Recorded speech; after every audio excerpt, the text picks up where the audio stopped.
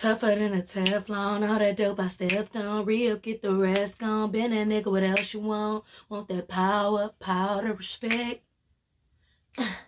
Want that money and powder and power. Money and powder and power.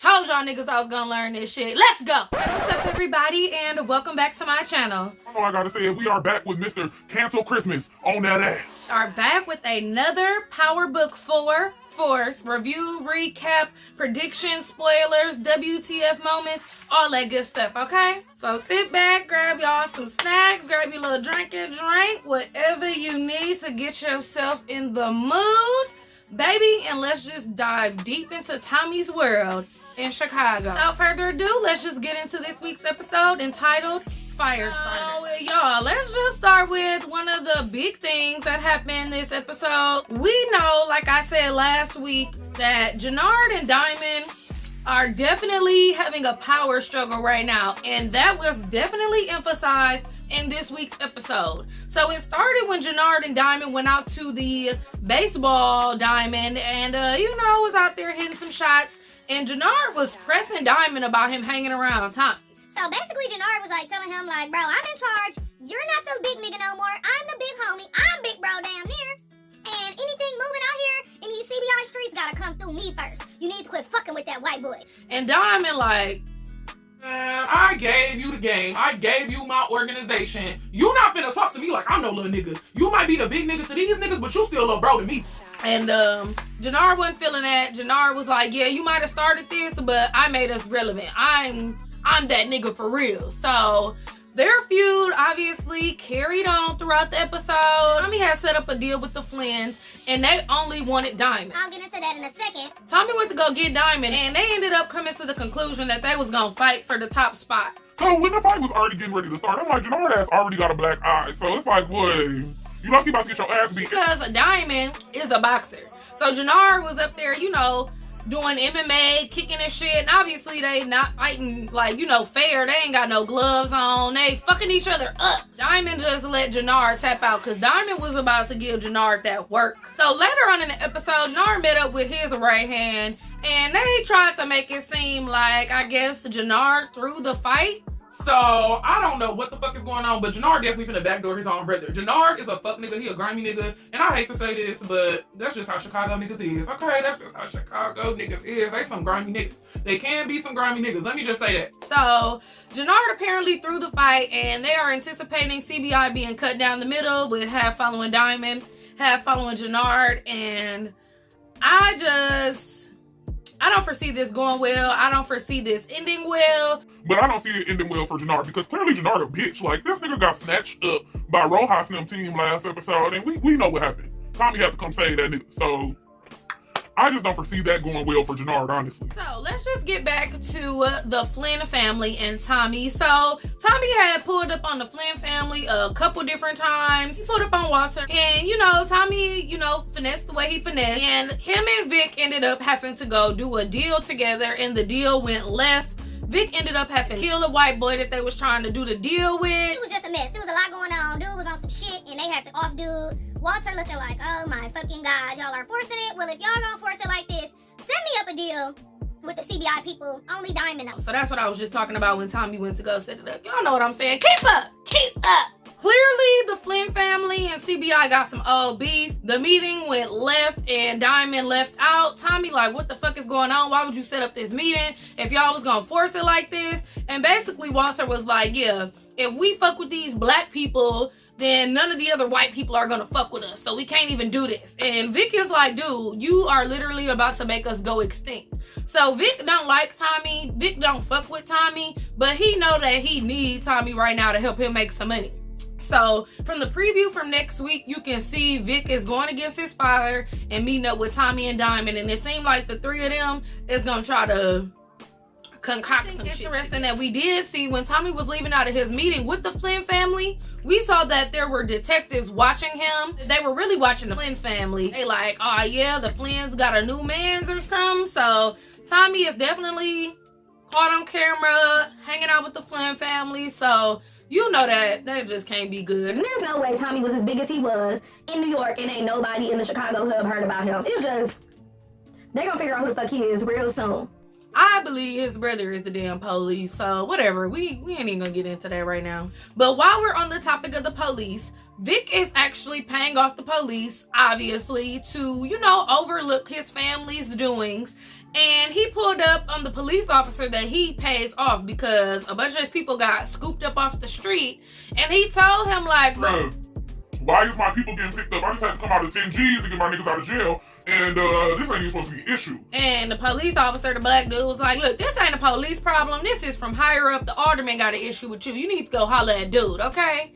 So Vic paid him his money and went on his way and was basically like, keep doing what the fuck you need to be doing. This same police officer was actually watching the CBI brothers. He was watching Jannar and Diamond when they were at the Diamond Ring earlier in the episode. So I'm not quite sure exactly what he's looking for, but he on the Flynn payroll. So after Vic realized that the alderman was the one who was giving him issues, Walter, the father, decided to send Claudia in a sexy outfit to go and convince him that he needs to stop the shakedowns on their family. So he basically like pimping his daughter out, like put on something sexy, you need to put on a skirt, go to take him to dinner, get some nice wine, all this stuff. And Claudia like, okay, Dad, we'll do. I got you.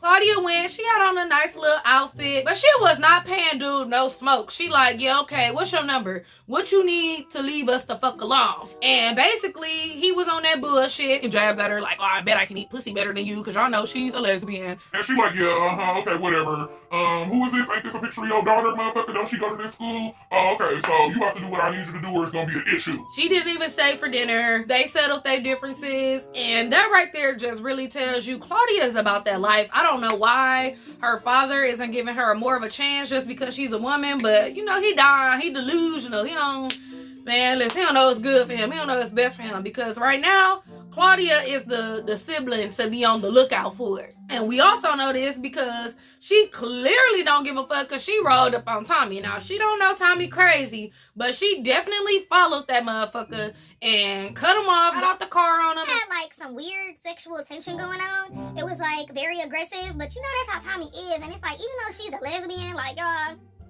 I was feeling some vibes. Like, I ain't even gonna lie, I was feeling some vibes between them. And I actually wouldn't be mad at it. But I do think that her and Tommy are gonna end up working together down the line because she definitely building up her own shit. So later on at the end of the episode, she was sitting talking to her girlfriend and she was telling her like, hey, if you're trying to get in with the Flynn family and be a part of the Flynn name, you need to hit the bricks because baby, it's just me and you. We gonna do this our way, just me and you. She know that her father is losing 12% in the business. He's not willing to diversify his products. He's not willing to work with new people. Y'all, she is starting her own shit and she is going to be a force to be reckoned with, especially if Tommy get on her team. So this nigga JP, y'all, I still do not trust him. I do not trust him. He's the police, the ops, or something. Like I said before, everything about him is just way too convenient. Like, this motherfucker just be popping up at the most convenient times with the most convenient things. Tommy went to grandma's house, met up with him again, and he basically told him, like, it's a lot of work to do in grandma's house. I don't know. I guess he's going to be fixing it up. And mind you, we still haven't even met his sick father or whatever. And he also claimed that him and his father didn't come around grandma until she was already sick. Y'all, this just, I don't trust it. I feel like the police got him stationed in there, was waiting for him. I don't trust it. I don't trust it. They knew Tommy had family there. They was like, just go wherever he might go and wait for this nigga to pop up. You know what I'm saying? Like, I don't trust him. He was showing Tommy where his little steps was from him growing and getting taller and yeah, whatever.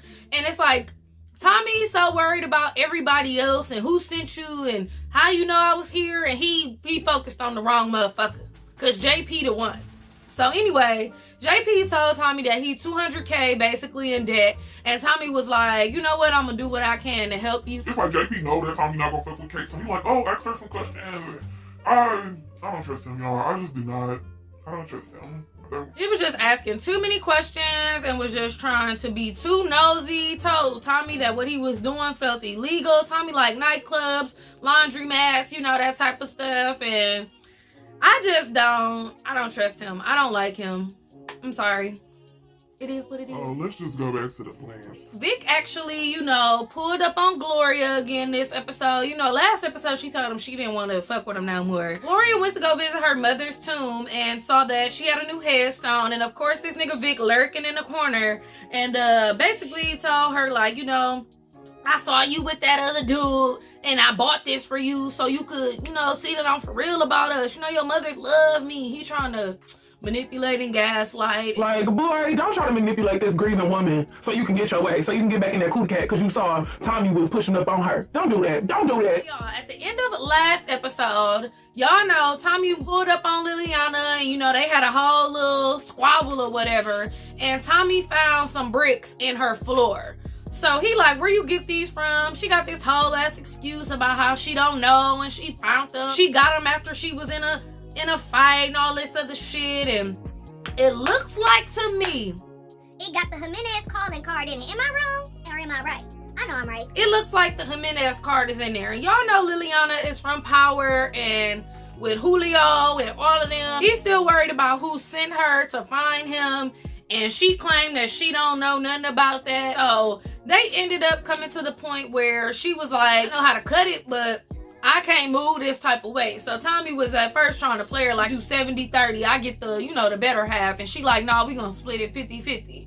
So throughout the episode, Liliana and Tommy making moves to get rid of that shit. In the end, because Liliana wouldn't tell him the truth or what he figured would be the real truth about where she got the drugs from, he held her and kept all that shit, y'all. He just held her and kept all of it. Liliana is obviously not the little girl that she used to be back on Power, so I really don't know how that's gonna play out for Tommy. I don't know how she's gonna retaliate, if she's working with the Jimenez, if she's indebted to the Jimenez or what, but Tommy is definitely making a lot of more enemies and forcing his way into this. So this episode was pretty good. I did feel like it moved a little bit slow, but I also do feel like it's probably building up for, you know, some explosive next couple episodes, because y'all know after episode 5 they are gonna go on a mid-season break. I do feel like they building up to bring out a lot of conflict, okay? So before y'all go, let me know what y'all thought of this week's episode down below, and let me know what y'all think is gonna happen on next week's episode. And also make sure you like and subscribe because y'all know y'all want to come back and fuck with me some more. I'm also reviewing the new show on Peacock, Bel-Air, and I will be starting Snowfall reviews later this week, y'all, so come back and fuck with your girl. You know you want to. Nah, but for real, thank you so much for tuning in, and I will see y'all same time, same place, and you better not be late. Bye. Power, powder, respect. Want that money and powder, powder, respect. Hey.